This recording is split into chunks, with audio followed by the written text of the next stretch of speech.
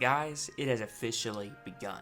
Metroid Prime 4 is finally getting more footage, the hype is building, and it began last week with that brand new Survive trailer. And many are going so far as to say that that trailer is the best yet for the game. And while I do agree, I truly think that the best trailer is still yet to come.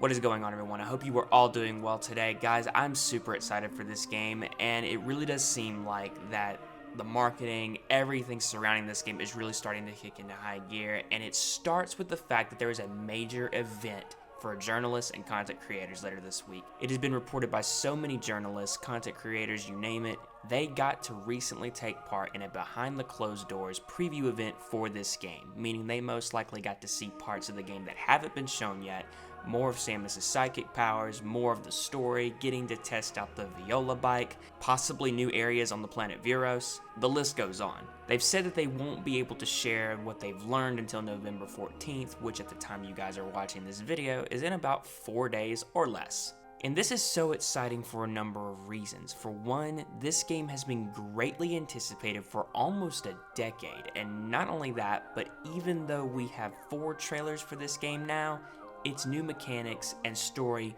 are all still mostly shrouded in mystery, and I can't wait to see how Nintendo starts to finally show just how grand of an adventure this game is going to be as far as the Metroid franchise is concerned. Speaking of which, how exactly is Nintendo going to do this? And I think there's a couple of options they could go with. The first option, and really the option that I think everybody wants, including myself, is a Metroid Prime 4 centered direct.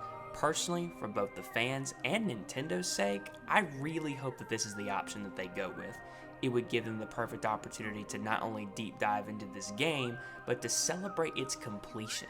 I remember back in the June 2024 Nintendo Direct, Shinya Takahashi, who was hosting it, looked so overwhelmed with relief and excitement after that first real trailer was shown.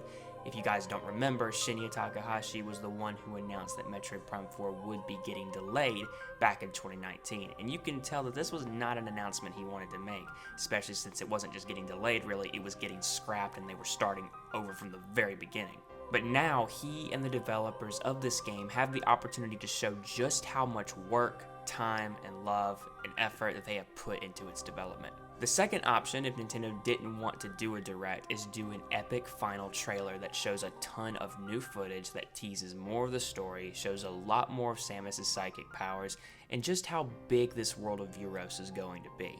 Since people are getting the chance to go hands-on with this game, I feel like Nintendo will choose the route of a Nintendo Direct, or at least a massive overview trailer, and they still could do a final epic trailer, but chances of that happening might be closer to release. I would even go so far as to say it might even be the week before the game launches that we get that final epic story trailer. The next thing I want to talk about is why Nintendo might be holding so much back in terms of information regarding this game. If we go back to the lead up to Metroid Dread, the marketing for Metroid Dread was amazing. The trailers were great, the constant updates were good.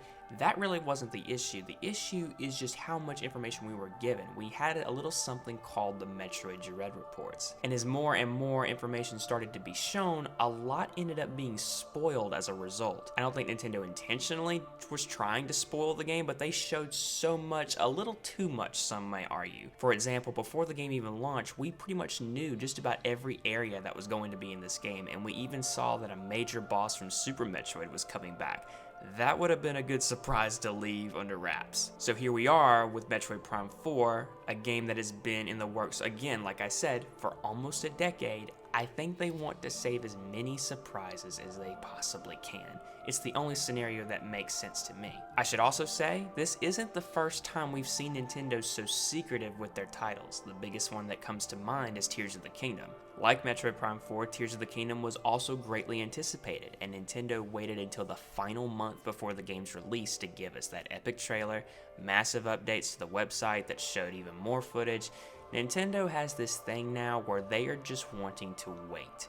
And I think that's to preserve the surprise because, like I said earlier, when you spend nearly a decade making a game, you want it to do well, you want the fans to be satisfied, and you want it to really feel like it was worth the wait. And I really do feel like by the time we are done playing this game, we will see that it truly was worth the wait. That's my hope, at least. All in all, guys, this is an exciting time for Metroid fans. If you are watching this video and thinking about getting into the Metroid Prime series, play Metroid Prime Remastered. That game is only $40. It will give you a taste of the core foundational gameplay that will be present in Metroid Prime 4. Give it a try and see what you think.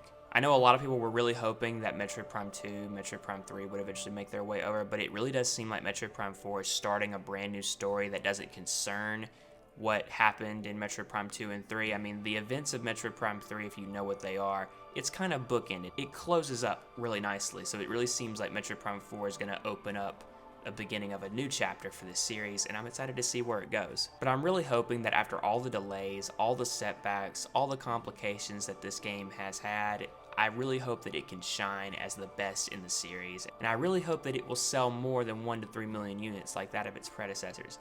Guys, this series has a history of not doing well financially, and I really hope that it can break that 1 to 3 million unit curse, because just about every Metroid game, whether it be the Prime series or just the regular 2D Metroid games that people love, they only sell about 1 to 3 million units apiece, and it blows my mind that that is the case. So I really hope that Nintendo will step it up with its marketing. It really seems like they're going to. It really seems like they're doing that already. It's been a long road since that 2019 delay, and the fact that we are now 3.5 weeks is absolutely mind-blowing. But now I want to turn the discussion over to all of you. How hyped are you to finally play the long-awaited Metroid Prime 4? What do you want to see from the massive blowout of news this week? Comment below and let me know. And as always, if you enjoyed the video, be sure to leave a like and consider subscribing to support the channel. It truly means so much, and I can't thank you all enough. Special thanks to my channel members, especially my Triforce members, Caleb Johns, Jen, Brawlfan100, Nighttime Luigi 13, and Zora Link 21. Thanks so much for watching, everyone, and until the next video or next live stream, take care, everyone.